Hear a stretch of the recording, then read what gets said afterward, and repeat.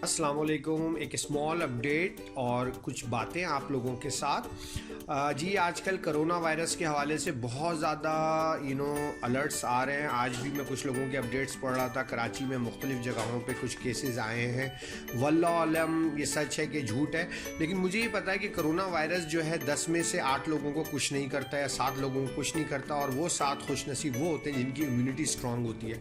तो इम्यूनिटी के लिए इम्यूनिटी बूस्टर के नाम पे मैं एक ड्रिंक लेके आया हूँ जो कि मिल्क कीफर से बना है और इसके अंदर पीनट बटर है।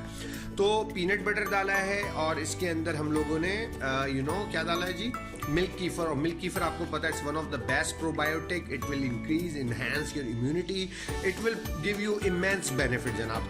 तो छोटी सी अपडेट, स्टे हैप्पी और ख़ास के अपनी इम्यूनिटी का ख्याल करें। चीज़ों को वो चीज़ें इस्तेमाल करें जिससे आपको उस वायरस से कोई इशू ना रहे। ठीक है जनाब, थैंक यू वेरी मच।